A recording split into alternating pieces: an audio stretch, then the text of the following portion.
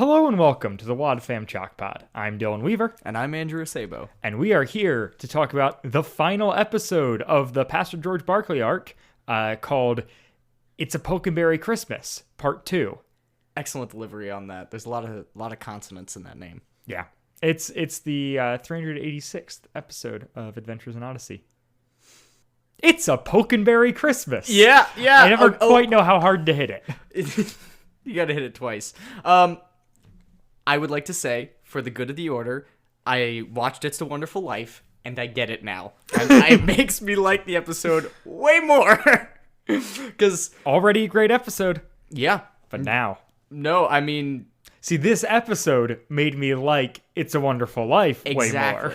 I had the reverse experience. I did. Yeah, no, I mean, I watched the movie and absolutely loved it. Highly recommend joining Dylan in that take. Big fan. Yeah. I mean, it's so hot. It's a Wonderful Life. It's not a classic film. Yeah, I don't know if you've ever heard of this little indie picture before. It's called It's a Wonderful Life. Did Christopher Nolan make that? No, you can actually hear what they're saying.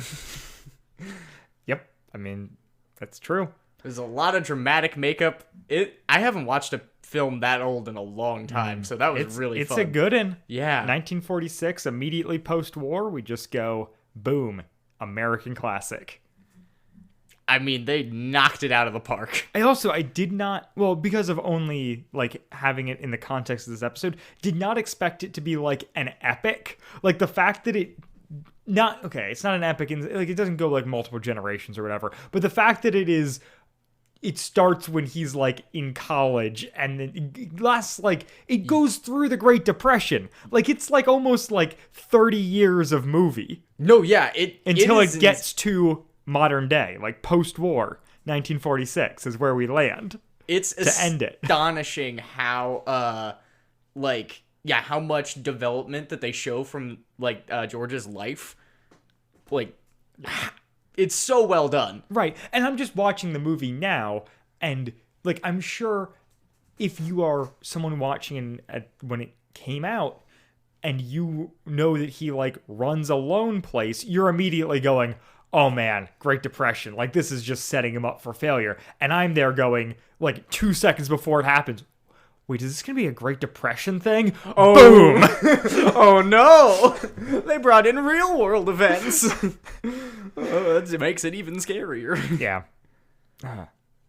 No, yeah, but it really is a wonderful life. You know, bringing some positivity to this episode of the podcast. I do love life.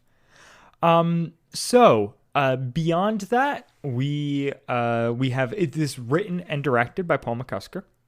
Aired December 20th of 1997, a week after the last one, as two-parters are wont to do. We also... we've got some cast stuff. Steve Bridges gets 3 roles in this. He is the police officer, he's the guy from the bank, and he's one of the guests at the party. And we've talked about Steve Bridges previously being Stephen Dwight. Okay. When we covered that. Also, Kyle Chambers, Pete Johnson. I feel like he's come up a bunch. Yeah. And his, like, outside of Odyssey claim to fame was that he was a go-to George Bush impersonator. So somebody's got to do it. I mean, they do. And then rounding out the cast, very exciting, in her first Odyssey appearance, and our first appearance on this show, we have Kimmy Robertson. Oh, okay. Kimmy Robertson will very prominently go on to be Penny. Oh.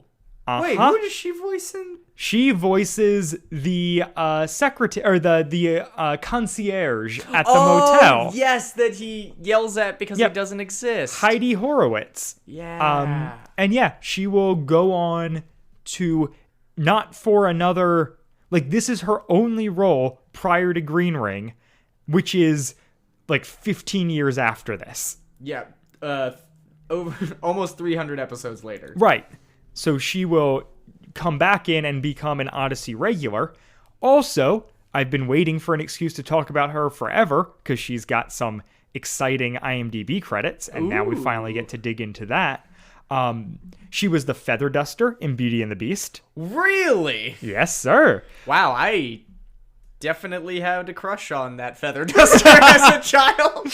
Well, I mean, there they you really go. sexualized her, so I don't know.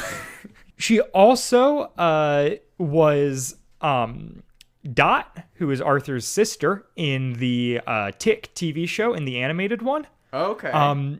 Notably playing Tick in that show was Townsend Coleman. Really? With Jess Harnell also Okay, being in the yeah. show. So as sewer urchin. So it was like it's a bunch of the Tick reunion on Adventures in Odyssey. bunch of people who would later be in Adventures in Odyssey. She is Franny in an episode of Psych called Seize the Day. So just more Psych here because we are totally into that. And Yes, we are. the big one that I have to hit because, you know, she plays Lucy in Twin Peaks. Really? You're Yep. not going to say Mrs. Galloway in Drake and Josh? Because she has a bunch of episodes as Mrs. Galloway. Oh. Yeah, she's Drake's teacher that he messes with all the time. See, I have next to no Drake and Josh connection. Yeah, but you love iCarly. Where's the lore, man? It's just a pure timing thing. I know. But You're older than me, and Drake and Josh is older than iCarly. yeah, but you have older siblings. I'm the oldest. That is fair. But yeah, being Lucy in Twin Peaks is huge. And also, like, once I found that out, anytime I hear Penny, I'm just like, oh, yes, clearly. Oh, please, wonderful. Man, she's on The Simpsons? Yep. Dang. Yeah. And she's had a good career and is finishing it out playing Penny. Which is great and awesome. And Penny's a really good character that they've given a lot of development Yeah. over New Odyssey. Like, Yeah. one of the things about Odyssey that I actually still enjoy. There you go. And her first appearance on Odyssey happened in Pokenberry Christmas Part 2, and she was just a concierge. Like, she had already been in Twin Peaks at this point. Yeah, how did she... Huh. I mean, I don't know. I have no idea how the casting works. It's not like she was like a huge role in that show, but like, she is, yeah, definitely. She was on national television. Right. And would continue to be on national television afterwards. Right. Yeah. And she's in basically every episode of the show. So that's, yeah. And she plays the secretary at the police department. And here she's playing a concierge. So at a motel. And there was a Twin Peaks reference in a previous Pokenberry episode that we talked about. That's right. No, the motel is Twin Peaks Motel. That's what the previous reference was. Holy crap. That's amazing. Whoever snuck that in. You've done wonderful work here. Wow. I've never seen Twin Peaks, but the commitment to that bit is really, really amazing. They didn't say it. It was on the last episode that they said the name of the motel. Yeah. And then this episode, they have a actress from Twin Peaks at the that is... Mwah! The Mona Lisa of Odyssey Paul episodes. McCusker or whoever else is responsible for that, you have so much respect for A round of applause. Wow. That kind of wraps up what I've got to say off the top. And weirdly, for a two-parter, we do have a promo this week. That's exciting, and I'm not surprised because they put so much effort into this episode. They really did. Ever wish the worst and get your wish? Next time on Adventures in Odyssey, no one is as discouraged as Pastor George Barclay. Conflicts in his church make him wish he'd never been pastor there. Hear the incredible conclusion of this Pokenberry Christmas about wishes you hope never come true on the next Adventures in Odyssey.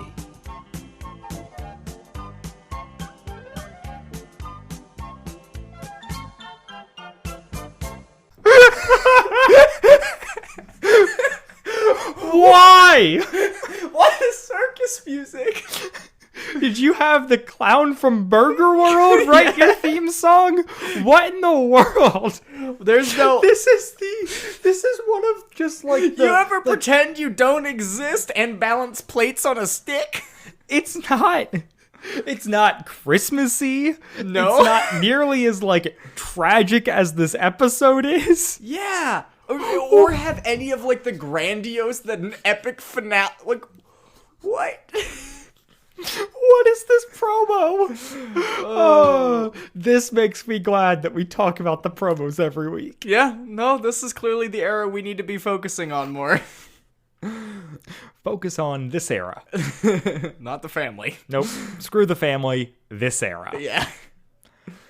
All right. So the episode itself begins on the radio with a recap on the AIO Club with just some slightly Christmassy music, and then we're off to the races. Yeah, with George getting Eugene out of the river, because last episode obviously ended with Eugene falling into the river. Right.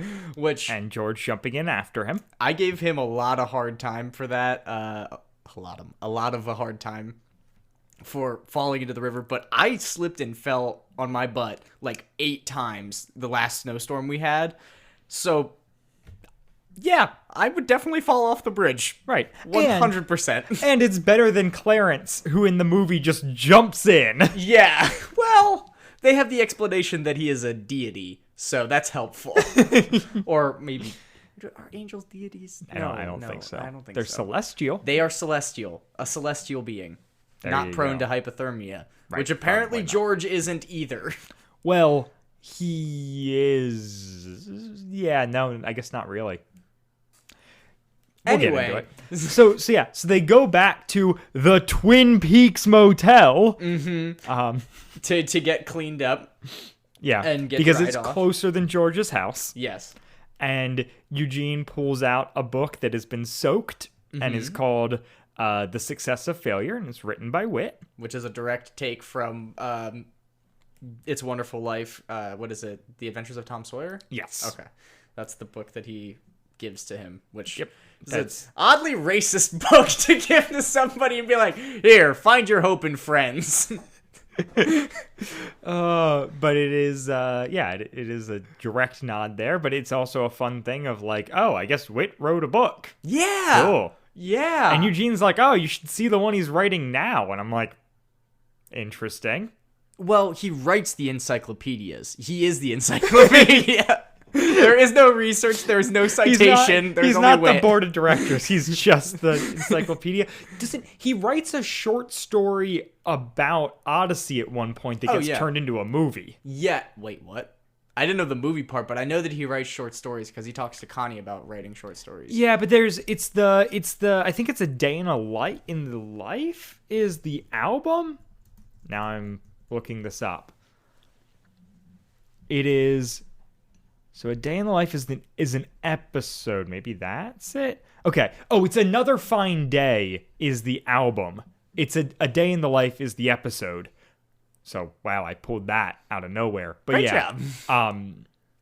A story that Whit wrote called A Day in the Life gets adapted into a TV show or into a movie. And the whole episode is about how Hollywood doesn't actually care about the facts and is just trying to tell a story. And that's not what you're doing as well. Right. Yeah, no. Also, the director is Marty Scoresburg. I look like if Steven Spielberg hadn't made any money. So there's that. Maybe someday we'll talk about that. With the pace that we're going at, I keep getting hit upside the head with just the sheer absurd number of Odyssey we've covered. We'll get there. Also the absurd number that still exists. Yes, exactly. I keep scrolling through to find episodes. I'm like, gosh, there's so many albums. Yeah, there's like infinite Odyssey. Essentially. There's certainly not enough podcast in me as there is Odyssey in the world. Fair enough. We'll get all the way and not cover the Mortal Coil. We'll cover all but those two. I feel like those are not the ones we need to avoid like the plague. No, actually. I mean, well, the Chalk Squad knows how I feel. Yes. I am way more opening to covering those than the Ties That Bind. Yeah, no. Than more Rydell that we will definitely be covering. We're stuck. I feel like I've fallen into a trap. We're gonna keep covering Rydell stuff, and you know what? I'd probably rather talk about the Mortal Coil, but this is where we're at, folks. We just have to juxtapose it against older Odyssey so we could justify the Odyssey itself is good, but the new stuff is bad. And not even all the new stuff. No, because we've found new stuff that we enjoy. Or at least I have. Yeah, Andrew has. I don't listen to Odyssey. No. For fun. It's just okay. for work. Because we make so much money from this. Buy our merch on TeePublic. So the book, The Success of Failure, is dedicated to George. And he's like, which am I, the success or the failure? And then Eugene's like, this is weird. We checked into this hotel room today, but there's no sign of wit. And then, dun, dun, dun. Yeah. And then George is like, well, why were you guys even here? Like, what's going on? And Eugene explains, like, oh, Mary called us, said you were discouraged. We went around to look for you. I saw you on the bridge, jumped to some conclusions, jumped some bridges. And, George is like, yeah, I was not going to jump. I was just thinking about some stuff. Standing on the edge of a bridge, which I find it hard to believe, George. Show your humanity. You've thought about jumping. We all have. It's the call of the void. Exactly.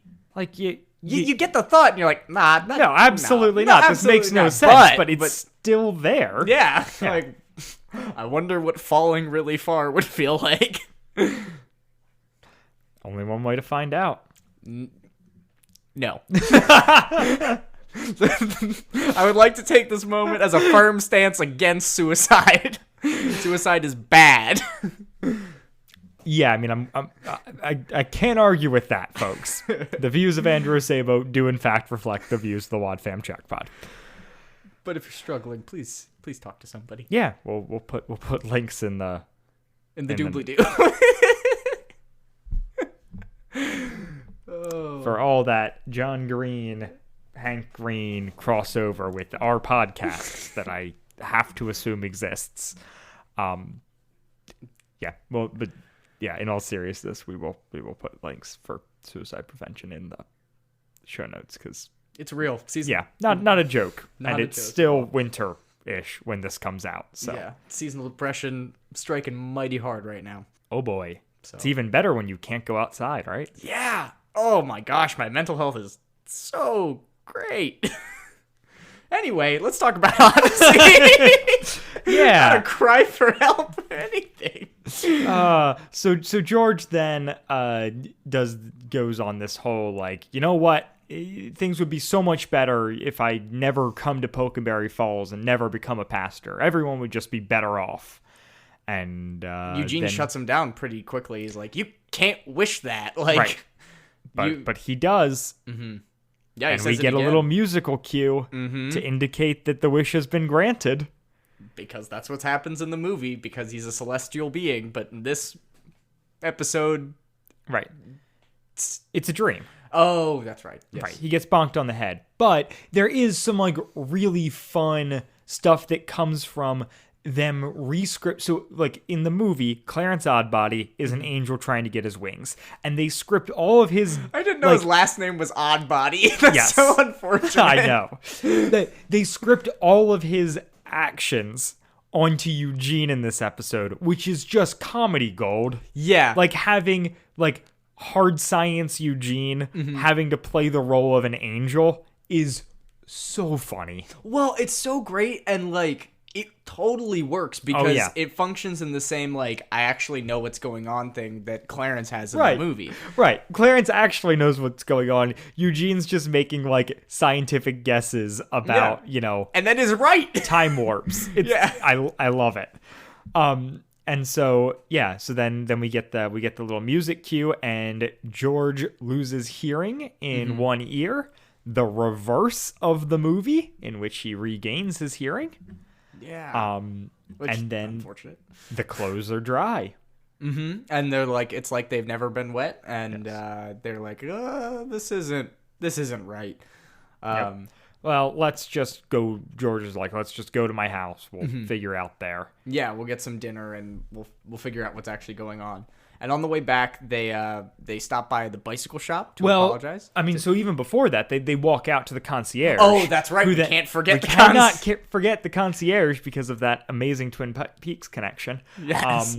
And she is, so George recognizes her as Heidi Horowitz, who went to school with Jimmy, did this project where they went out and collected butterflies, and she has no recollection of any of this and is just like, who are you? I don't know who Jimmy is. Get out of here, please. No, she's not the rude one, but No, I mean, he is astonished because this person doesn't actually exist. Right. And he's like talking to him like he knows him. Right. And Yeah. like he understands this mysterious situation that hasn't actually happened. right. And Eugene's like, well, can you like, did Whit check in? And she's, or did Whit check out? And she's like, no, he never even checked in. Yeah, he can't. Yeah, he can't check out if he never checked in. And George is like kind of beginning to lose it here. Like he really loses his temper with the receptionist. Yeah, it's not, although he does most of his ranting like after they've left her. Yeah. Like he more or less loses it on Eugene, where he's like, and then Eugene's like, I can chalk that up to faulty memory, but the fact that she doesn't have record of Whit checking in when I stood next to him and checked him in, that's weird. That is fishy. Scientific mind go boing. And yeah. Got a hypothesis here. Yeah, and so they start walking towards town, and George is like, oh, well, let me go apologize to Mr. Welsh. Mm-hmm. So he goes there to just say he's sorry about that, and Welsh is just like, you talked to my wife? My wife left me 3 years ago and took my son with me. I've been living in Lionel's Field ever since. Yeah, which makes a lot of sense within the context of a movie because there's so much like real estate talk and like where people are living and their houses and stuff, which I suppose there's some in part 1. Right, but it's Pottersfield. Yeah.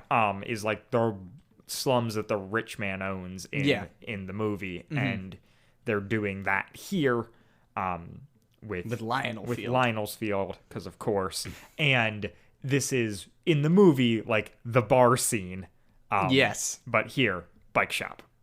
Bike shop, because we can't have him drinking. But it's also this moment that he reaches into his pocket and realizes the bike pedal's not there, neither is the wallet or like any forms of ID, and he's really starting to like have a freak out. He's starting to have a freak out when up walks Ellis Birch. Yes, homeless Ellis Birch, sounding, I don't know, even shorter than I imagined him. Nope, that checks out. And he's asking for a bike box to live in, which is for the winter. So sad. Yeah. He sounds like this tiny thing, and obviously, you know, this is this alternate reality in which George gets his wish, and he never came to Pokenberry Falls. Is it ever really explained as to what happened to make him homeless in the same way that the bike owner? Oh, no. So, like, my assumption with, like, well, he does make the thing of, like, he does say, like, oh, remember when he stole all that money from the church? Oh, yes, that's right. Whatever. He went to jail. So that's, maybe? Yeah. Okay. I'm pretty sure they explained it afterwards. Out of jail, yeah. Homeless, which is unfortunately common. Yes. Love our criminal justice system. Yeah. And then he's going from there to find a refrigerator box to live in. He wants to go. He gets turned away, and so he has to go he goes to the appliance store to get a refrigerator box. Yeah, it's so sad. Yeah, but he does say Merry Christmas to George. Merry Christmas. Whoever you are. Yeah. Again, that doesn't even really sound like Ellis. Yeah, it's fun though. Tough. And then this is where Eugene's like, what if you got your wish, George? Like, you know, I think maybe when we fell through that thing, we went through some sort of a time warp, or to put it in more colloquial terms, you got your wish. Which is so fun. Oh, yeah. I'll talk about the Eugene thing until I'm blue in the face. It's so great. Yeah. They're also just John Campbell's score in this episode Is so good. it's incredible. They killed It it. is super. I mean, it's super Christmassy. It's also super classic. Yeah. and it hits hard and well. And so that's playing as they walk to the house, and they arrive at the house, but it doesn't look like anybody has lived there in years. And then Officer Bond shows up, whose first name is Ward, which is also a last name. Like, We only have 2 first names or 2 last names. yeah. Well, and so I think the joke here, I don't know what the Bond thing is, but the officer in the movie is Burt, Yes. and Burt Ward is the actor who played Robin in the 60s Batman. Okay. So maybe it's just like bad word association, the game. I'm not entirely sure what they were, what the link is there. And maybe I'm reading too much into it, but Ward Bond is too weird a name To not have any sort of Right. joke behind it. Yeah, Yeah. I definitely. And also the weird thing of in It's a Wonderful Life, the cab driver is named Ernie and the police officer is named Bert, and they're friends. And I can't get over that. Wait, in the movie. Yes, in the movie. Like, their first interaction is them being Yes, yeah. Bert and Ernie. Like, that's how we're introduced to them. Is And, that like, that must be where Bert and Ernie right, come is Sesame from? a reference to that? Or is it weird coincidence? It feels like it can't be weird coincidence. It is too big a movie. Yeah, it was so important for so long, and probably for Jim Henson. And yeah, okay, all right. And Frank Oz? This headcanon is I'm joining you. Yeah. In the same way that Robin is the joke here. Yes. I don't know. Well, that really feels like a stretch, but also it was the first thing that came to my mind. Bond Ward is. I don't know what the Bond thing is. It's all bizarre. Ward Bond is just like neither. Those are both barely last names. Neither is definitely a first name. They're more sounds. It was a than weird anything. thing where I was like, are there 2 officers? Because he calls him Officer Bond, and then he says Ward, and I'm like, oh, did 2 police officers show up? But no, his name is Ward Bond? Maybe. Yeah. No, I'd be better. Label your officers better. Yeah. Don't let your homeless people go to. Vice versa. Yeah. Yeah, so we were talking about Eugene kind of connecting all the dots. Then they show up at the Barclay house. And yes, you said the police officer shows up. And they have this kind of conflict where the officer is like, all right, well, what are you guys doing here? This house is clearly abandoned. And George is still in denial and is like, clearly this is not, you're wrong. Like, I used to live here. Well, and we get the him walking around yelling at people in the house while Eugene and the officer are standing out on the porch, which is a great mirroring of the movie, but done entirely in audio, which is so great. Yeah, just like the Foley work they must have had to do for this is just Mark insane. Drury, John Campbell, just all of the people involved in this episode are just killing it. Yeah, boy, when Like, they buckle down, can they make some really, really good audio content? Yeah. And and so it's then the Ward Bond is like, hey, get out of here. And is it a War Bonds joke? I don't know. It doesn't get any better the more we say it. That's for sure. Every time I say it, I'm just like, what is this? this can't be right. This can't be a name. There's got to be a joke here I'm missing. So then they Eugene tries to explain the whole thing, and he's just like, do you believe in, like, do you know anything about Einstein's, theory of time travel? What?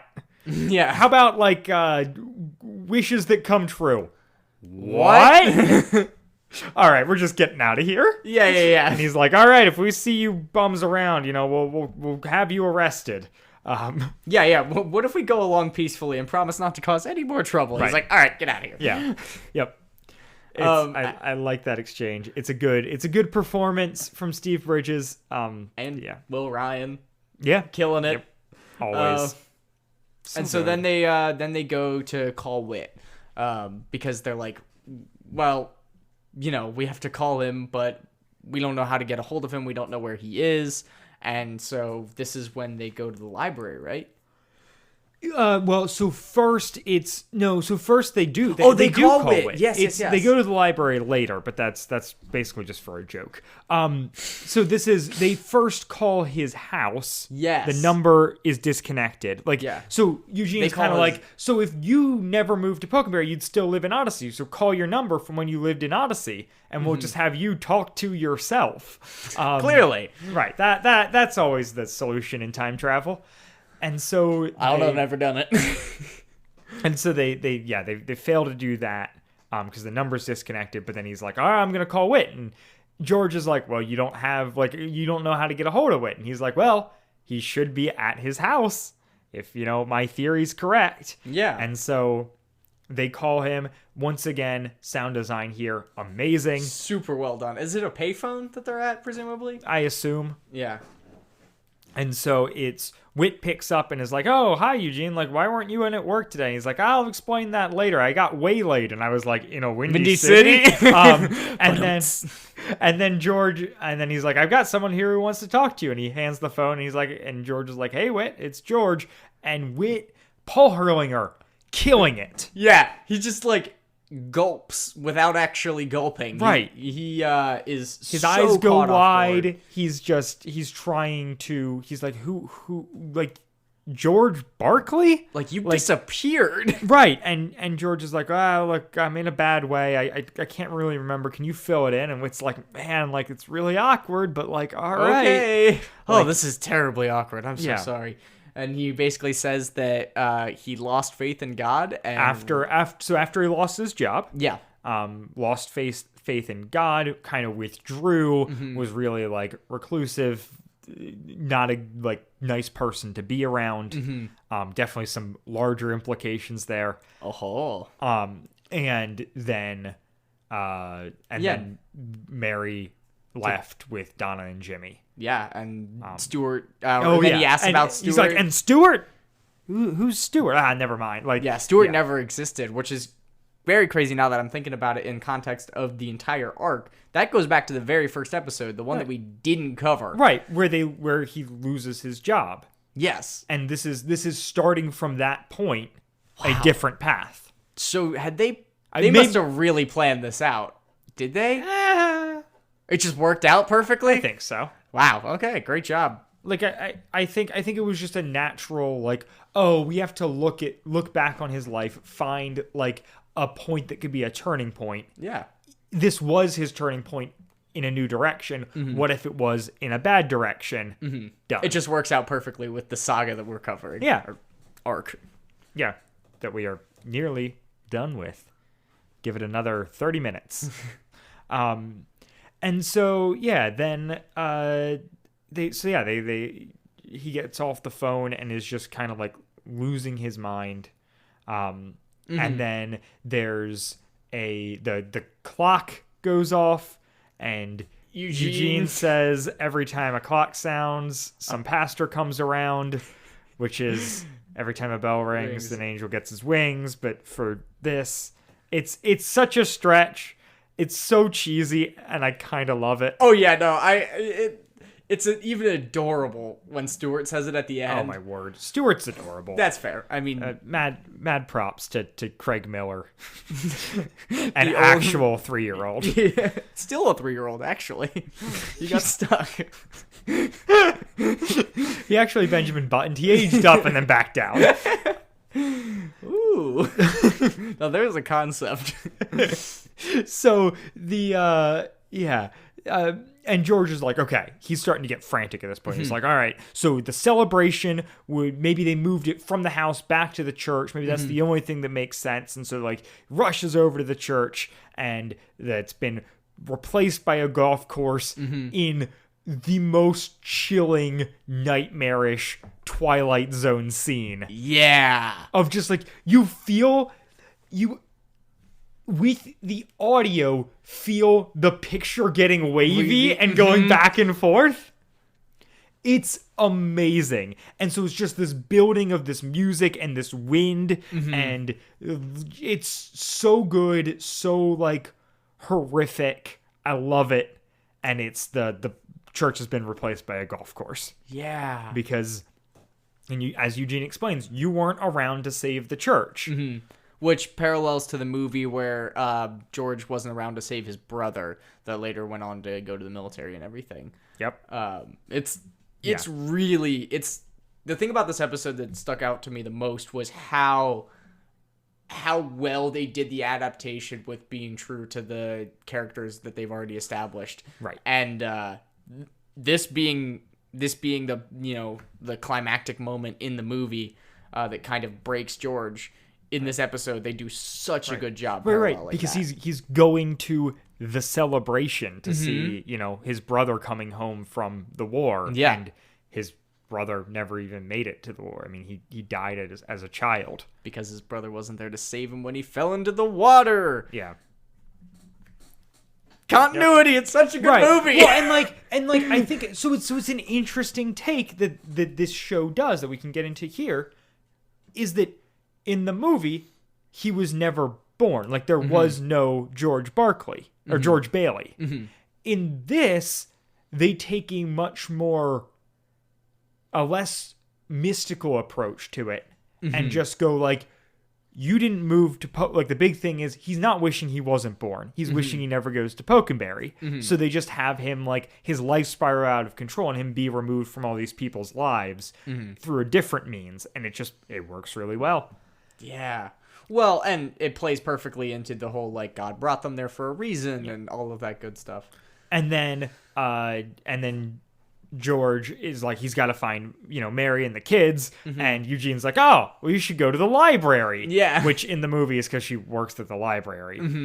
But in the, in this, it's just like Eugene then like there's just like a beat, and then Eugene's like, that's where like the National Directory of Phones is. Yeah. And it's so expositional dialogue. Yeah, but it's right. But it's jokey. And yes. Which is the interesting thing that is different about Odyssey compared to the movie, because the movie doesn't really interject that much humor into the really serious parts. Sure. This is doing it because it's reveling in the homage to the whole thing. Like, if you're listening to this as a kid and he says, like, the library, that's where the directories are, you're just kind of like, okay. Yeah. But if you're listening to it as someone who has watched the movie, you're like, the library? Wait, why would Eugene know the library is where Mary is? And then it's like, no, that's just where the directory is. It's so he's got to He's got to go to the library and call his family. So we get George bursting into the library and assumedly frantically tearing through phone books. Yep. So much so that he gets the police called on him. Right. So first the librarian, played by Carol Bilger, who plays Mary, shows up. So Mary is at the library, just not the Mary we were expecting. And she's like frantically like talking to Ward Bond, and is like this madman is in here. He's tearing through the phone books, and you just hear George like frantically throwing through. This is also like Chuck Bolte having so much fun playing like madcap. Jimmy Stewart. Like, it's great. Whoa, oh my gosh. It's really good, and it's really well done, like, audio-wise. Like, you can hear the paper tearing and all of it. I really enjoyed it. Yeah. And then Bond shows up to arrest him, and George just cries out to God for things to go back to the way they were. I'll be a pastor, like, I'll do whatever you want from me, Lord. Just, like, let me have my family back. Yeah.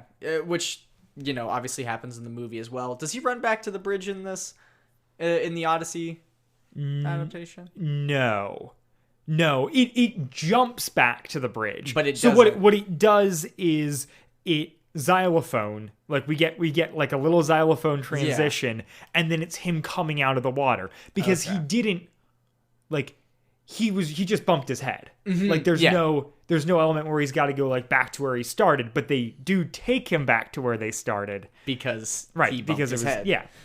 And so So there you go. powerful moment, really good. Great adaptation, great in the context of the show. Just loving this so much. Yeah, it's so. I mean, the craziness of the last scene really builds to this like kind of emotional pinnacle where he's breaking down and he is so just desperate to get back. Yeah. And that just kind of zeal for it just existing in general transitions really well into the finale of this episode, which is him waking up. Yeah, so he comes out of the river and they're like, "Oh, you bumped your head when you jumped in." And he can hear out of his left ear. Whit's there and is like, yelling at him. Stuart's pedal is back in his pocket, like he's back. Yeah, and George freaks out. Yep. And he just like takes off. Just running, which is what happens in the movie. Yep. It's in the middle of a snowstorm, presumably. Yep. And he's just yelling Merry Christmas at everyone. Yeah. And the thing, I would say, like, my maybe slight criticism is that we don't have, like, George goes immediately from denial that, like, the world has changed around him to, like, a brief moment of crying out and then, like, utter amazement that it hasn't changed. And I could have used a couple beats more of him coming to terms with the fact that, like, he had lost everything. Yeah. Because it does feel a little bit like, wait, Rushed. you never believed you lost it, so why are you so excited to have it back? Yeah. Because he was so insistent upon, like, oh, I must be able to, like, put this stuff back together when he was in the alternate reality. And then, like, he didn't ever have a moment of just, like, oh no, like, I genuinely have lost it. In the same way that I feel like the movie manages to pull off. Yeah, I'm just presuming it's for time. And Yeah, everything. it is. It is just like it's a pacing thing, but Yeah. it is just a funny thing of like we get all the all the drama of the conclusion. It also lends to the comedy of it for us because we know George so intimately at this point, both from doing this arc, but also just if you grew up with Odyssey, like they're the family that you're to focus on, and so you like it's fun for George to not know what's going on, and then it's fun for him to be excited when things are back to normal. So that's the part that you want to hit really hard. And so like I get it. But it is just like it doesn't quite resonate as perfectly like emotionally as the movie does, and I'm like totally okay with that. Yeah. But well, if we and gotta like not just praise this thing, that's my that's my criticism. Wholeheartedly agree. That and the every time the clock sounds, a pastor comes around. Right. Can't let that one go. So he's running through town yelling Merry Christmas, bike shop, Yeah. Merry Christmas, Old movie theater Yes. or whatever. Yep. And Tackle shop. right. And runs out in front of Barry Lionel's car, who then rolls his windows down and, Yells Merry Christmas at him. Well, yeah, and you're right. So George yells Merry Christmas, and as he's running away, Barry yells, and a Happy New Year to you in Rupert. Yeah. And Rupert. Rupert. You gotta Which is get really gravelly there. great. Then we get to the house, and it's Travis Gitt from the bank. And George is like, "Oh, you're here to foreclose the church and the house, isn't it wonderful?" Mary, they're here to foreclose. And once again, as with Ward Bond, they're both played by Steve Bridges. Travis Gitt has to be a joke, because I don't know why you would first name last name someone rather than just saying like, "Hi, I'm from the bank." Like, why do you first name last name him if it's not a reference to something? I just don't know what it's referencing. So if you know, Let us know. if you can solve either of those mysteries for me, cool. We like the trivia. Yeah.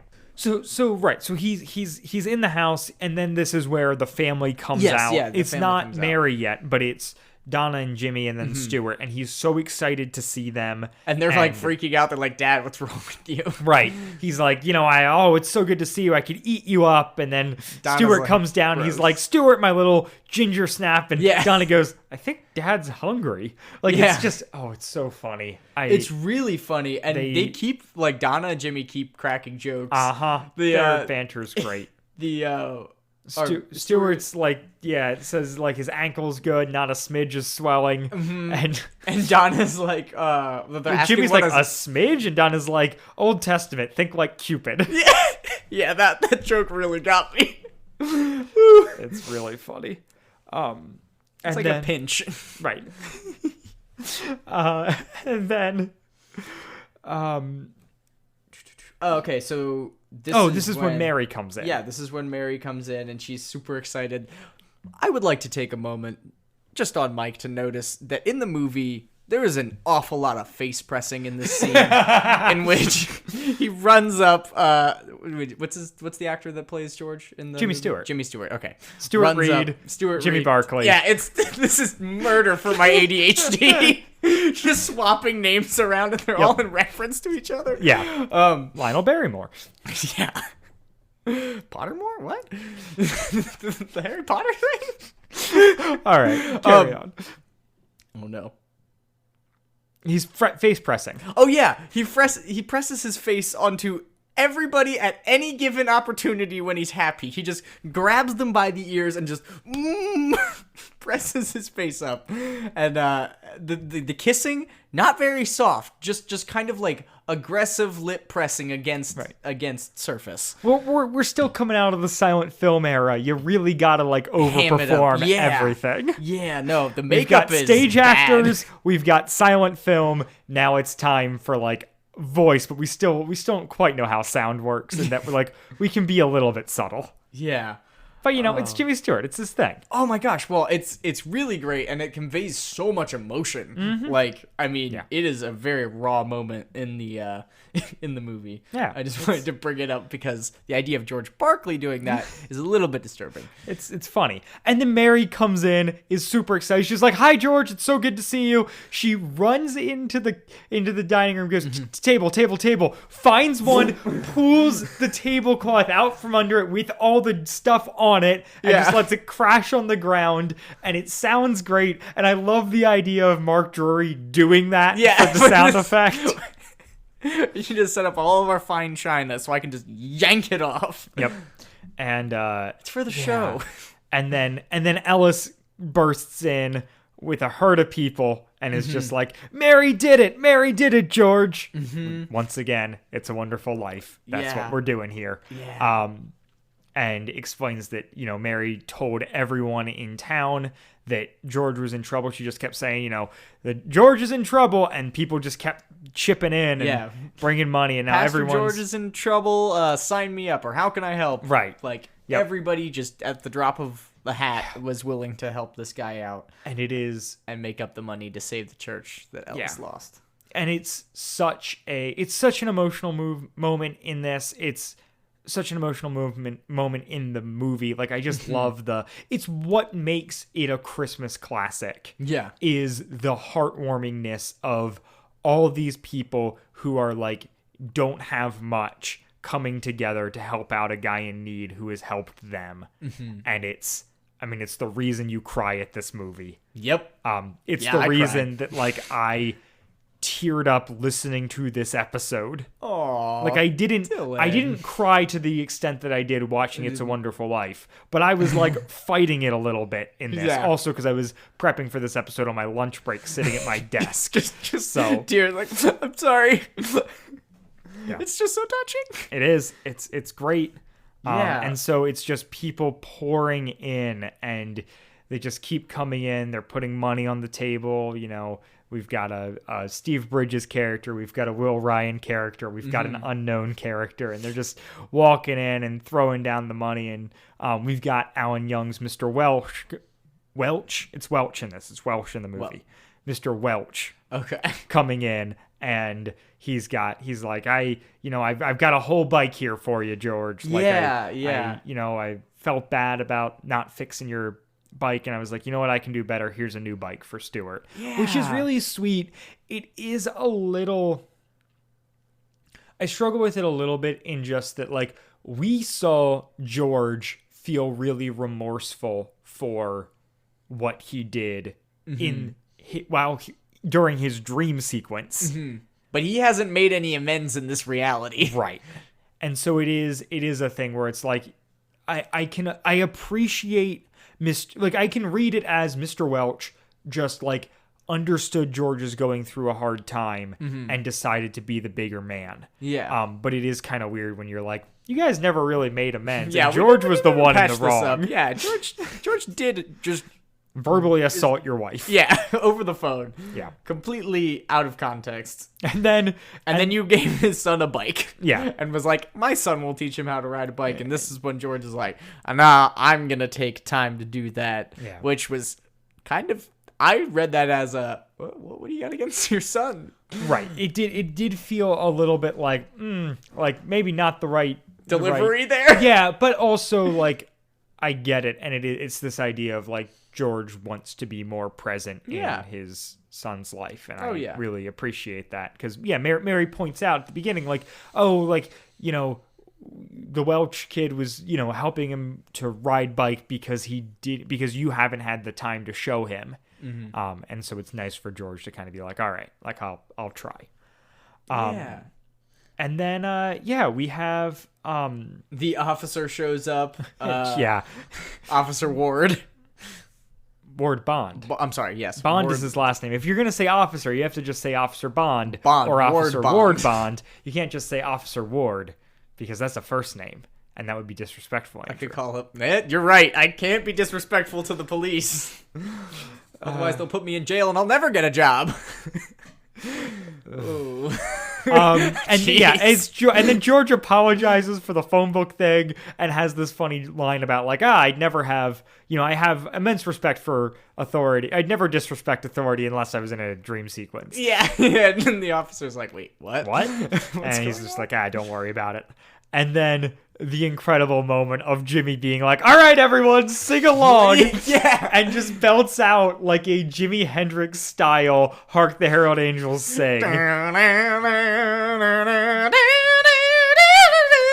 It sounds great. I love it. I want to know who on the team played the guitar for that. Yeah, no, it's special. It's really fun. And they have all tried singing to sing off key and terribly. Which is a fun contrast to the movie where they all miraculously sing on key to everyone in the movie like beautifully sings to this kid, like this tiny kid playing Hark the Herald Angels Sing on piano, and this is just kind of like everyone going off key, and then George just kind of being like, all right, Jimmy. Yeah, well, maybe another time. And then Donna raises a toast. Yeah. To the best pastor in town. The only pastor in also town. The only pastor. Yep. And this is when we get Whit giving... Is it Whit that gives him the book? It is Whit giving him the book. Yes. Yeah, that is next. Yep. And inside of the inscription says success and failure. Obviously, we talked about the title earlier. The success of failure. Yeah. No man is a failure who loves God, which is contrasted to the movie where it's like no man is a failure who has friends. Right. Which is really cool. And also an interesting contrast that Odyssey chooses to make there. But right. It fits more with the theme of the Barclays. Right. The Barclays, and it is like it's the community coming around him, but it's God providing. Yeah, exactly. Like it doesn't feel like they are. Yeah, I don't know. I get it, but like because we also like the movie goes above and beyond to establish like these really rich relationships with all the people in Bedford Falls. Yeah. And we don't really get that with Pokenberry. No. Like there's some townies, but we don't get like him establishing like how the impact he has on everyone. That's why so much of his like spiraling is like stuff went wrong with the church and like his family no longer talks to him. It's not like the people around the town having a different relationship towards him.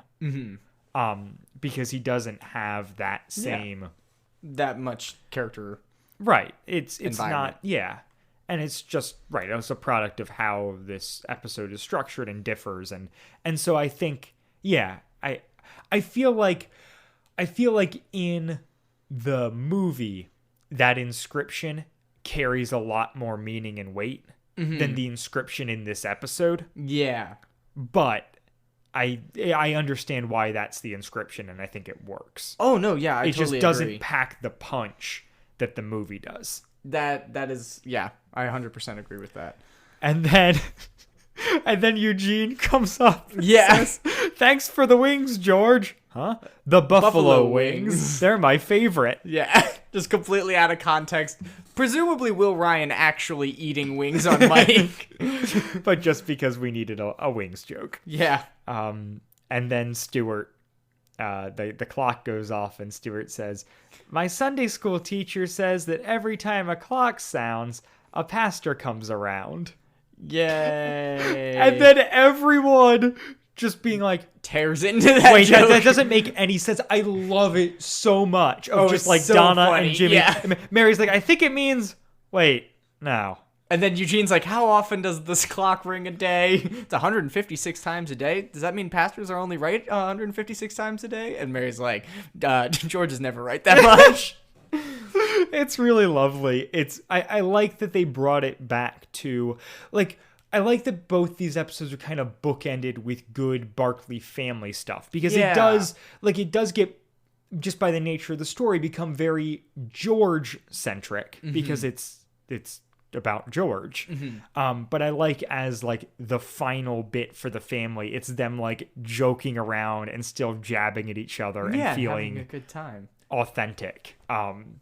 And then Jimmy starts grinding out Old Lang Syne In on the the same guitar, fashion. and they do the same thing again, and then we hit, and that fades into John Campbell's best sound drop maybe ever, of just like this incredible like Christmas score, Yeah. which then like goes into Chris's outro, which then fades into the Odyssey Christmas outro, which you'll get to hear at the end of this episode because we have that. Thank you. And yeah, it's just, it's so good. It's so well done. It's 5 stars for this episode if we still do that. Yeah, I mean, I have like minor critiques, but which you've heard, but I love this. It is such a satisfying, I think it's such a satisfying epilogue to the Barkleys.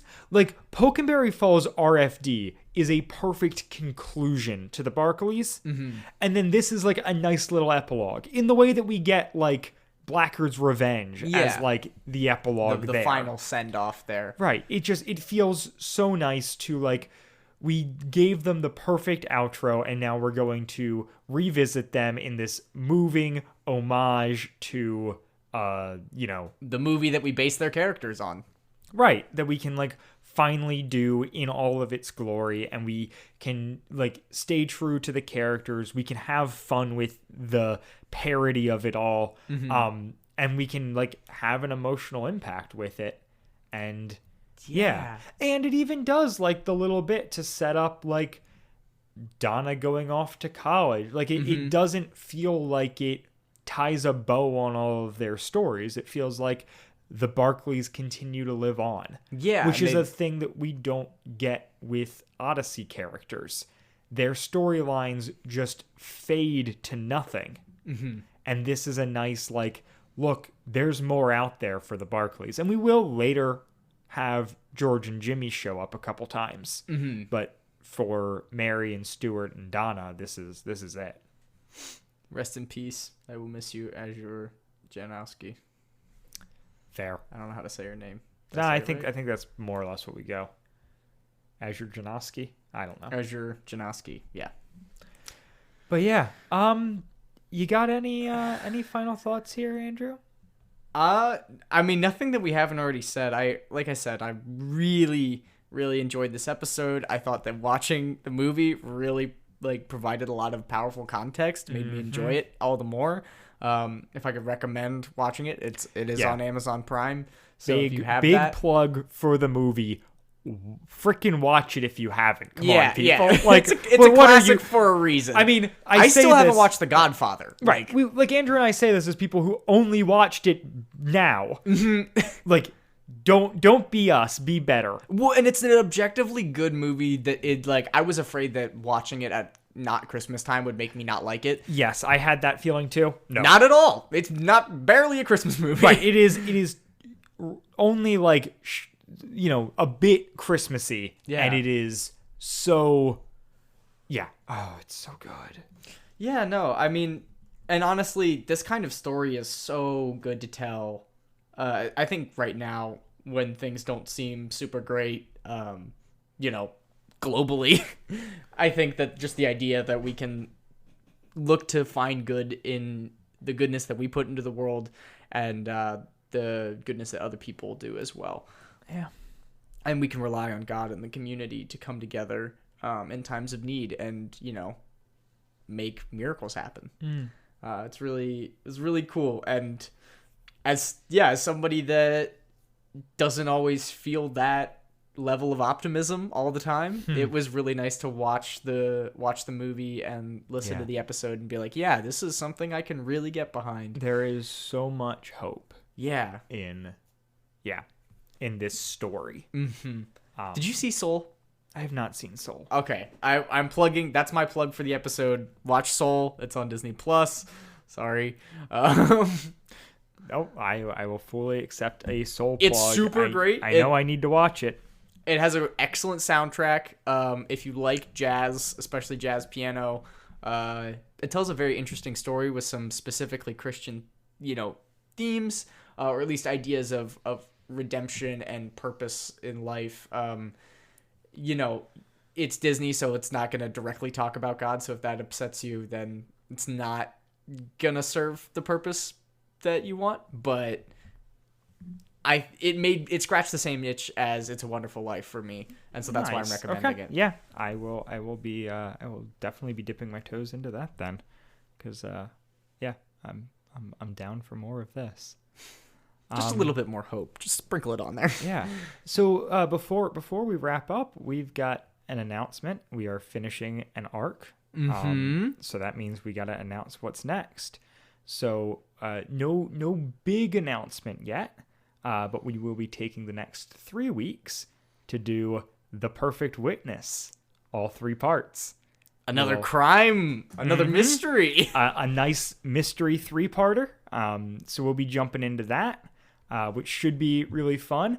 And then after those 3, we will have the next Rydell episode. Yeah, let's call the whole thing off. Which will at that point have aired on the radio when that comes out. So those of you who don't subscribe to the club will still get to be able to listen to that. So that will be coming out after that point. We might have a special guest. Who knows? It might already have been recorded. Who knows? But yeah. Then for the next 3 weeks, we will be talking about The Perfect Witness, starting next week with episode 309, The Perfect Witness, Part 1. Bye, guys. Bye.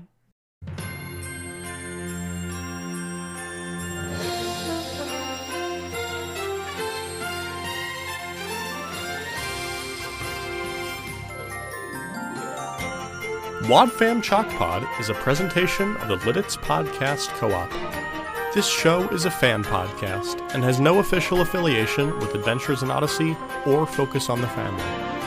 As such, the copyright is ours under Creative Commons. Follow the podcast at wadfamchalkpod on Twitter and Instagram, or email us at wadfamchalkpod@gmail.com. It's a Pokenberry Christmas Part 2 was hosted by Dylan Weaver and Andrew Sabo, and edited by Dylan Weaver. And I'm Nathan Haverstick, hoping you'll join us again next time for more of the Wadfam Chalk Pod.